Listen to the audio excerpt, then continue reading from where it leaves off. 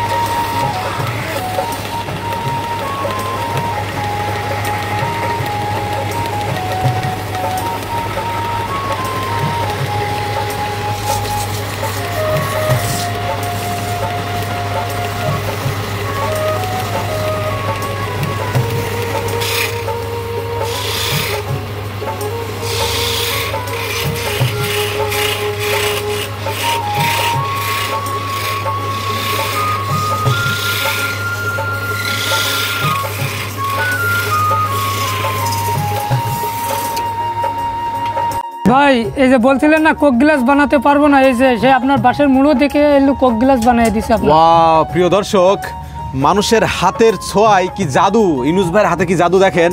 ইউনুস ভাই কিন্তু বাঁশের গোড়া দিয়ে তৈরি করে দিল কোক গ্লাস। আর কোক গ্লাসের যে স্টাইল দেখছি এর ভিতরে কিন্তু এরকম করে লাল পানিও খাওয়া যাবে একেবারে। ওয়াও, অসাধারণ, কিন্তু অসাধারণ।